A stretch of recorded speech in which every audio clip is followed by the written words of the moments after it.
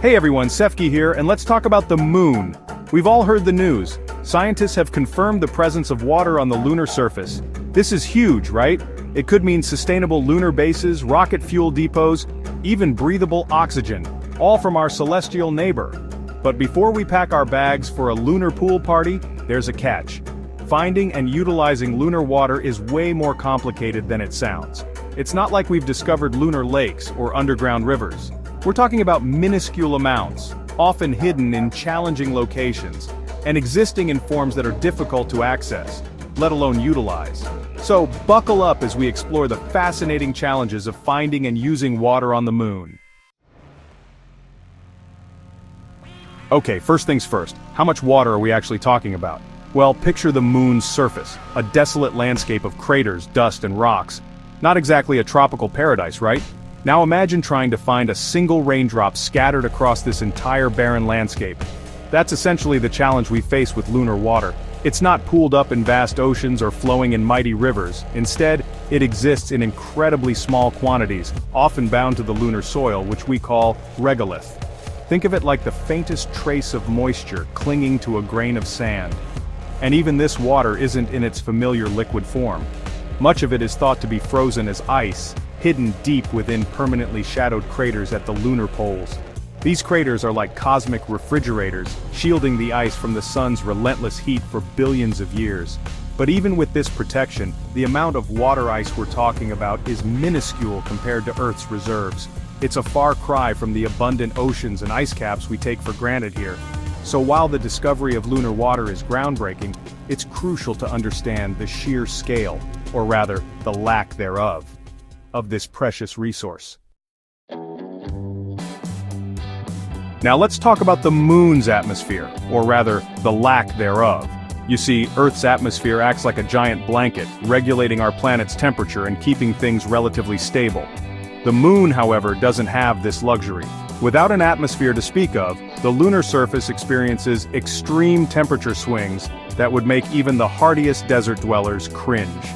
During the day, temperatures can soar to a scorching 127 degrees Celsius. That's hot enough to boil water.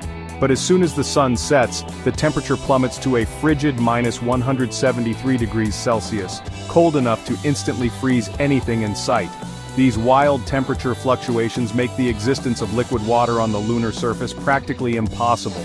Any liquid water that does manage to form would quickly either boil away into space or freeze solid depending on the time of day. It's like trying to keep an ice cube from melting in a furnace, a losing battle from the start. This lack of a stable atmosphere poses a significant challenge for utilizing lunar water. It means we can't just scoop up buckets of liquid water or rely on natural rainfall to replenish our supplies. Instead, we'll need to develop innovative technologies to extract, store, and utilize this precious resource in its frozen or chemically bound forms. So we know that most lunar water is likely hiding out as ice in these permanently shadowed craters. But here's the catch. These craters are located at the lunar poles, some of the most challenging environments in the solar system. Imagine a place that hasn't seen a single ray of sunlight for billions of years, where temperatures hover around minus 240 degrees Celsius. That's colder than the coldest recorded temperature on Earth. These permanently shadowed regions, or PSRs, are shrouded in perpetual darkness, making them incredibly difficult to observe and even more challenging to access. Landing a spacecraft in these craters is no easy feat. The lack of sunlight means we can't rely on solar power, and the extreme cold pushes our technology to its limits.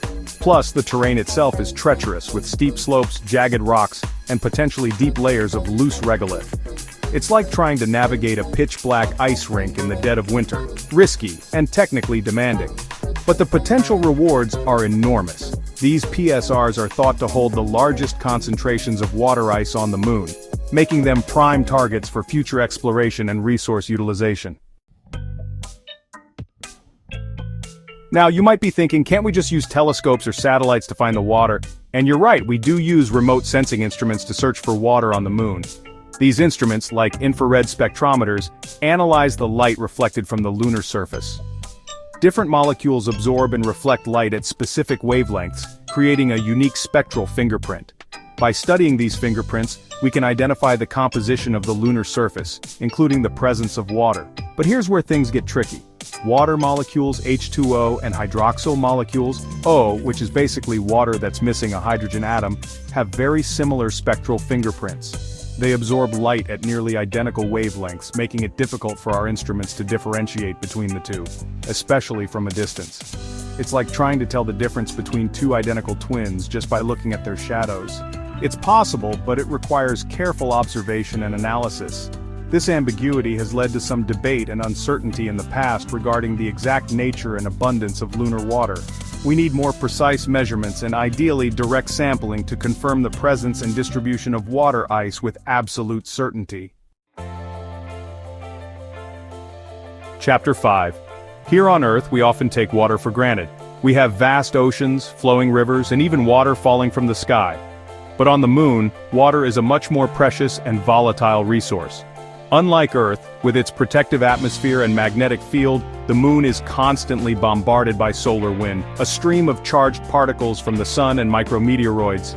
These impacts can knock water molecules loose from the lunar surface, sending them flying off into space. Think of it like a game of cosmic billiards, where water molecules are the balls, and the solar wind and micrometeoroids are the cues.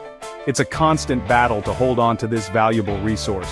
To make matters worse, ultraviolet radiation from the sun can break apart water molecules into their constituent atoms, hydrogen and oxygen.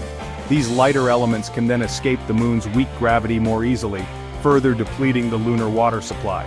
This constant loss of water makes it even more challenging to accumulate and utilize this resource on the moon. It's like trying to fill a leaky bucket.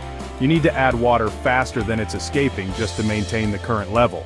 So, while we're busy searching for lunar water, we also need to develop strategies to protect and preserve this valuable resource once we find it. Chapter 6. Now you might be wondering, if it's so hard to find water on the moon, how do we even know it's there? And that's a great question. While we have strong evidence of lunar water, most of our discoveries have been indirect.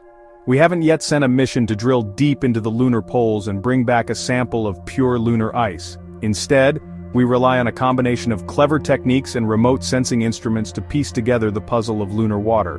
One such technique is radar mapping. By bouncing radio waves off the lunar surface and analyzing the echoes, we can create detailed maps of the lunar subsurface.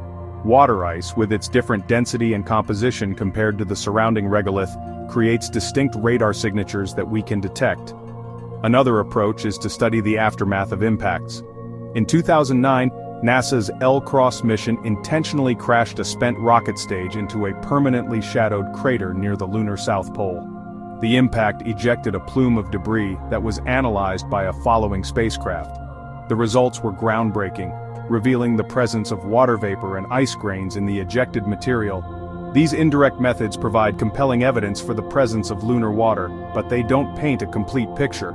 To truly understand the distribution, abundance, and accessibility of lunar water, we need to send dedicated missions to the lunar surface, equipped with drills, rovers, and other instruments capable of directly analyzing the lunar environment. Chapter 7. Okay, let's say we've overcome all these challenges and we've located a substantial deposit of water ice on the moon. Can we just start melting it down and using it for all our lunar needs? Not so fast.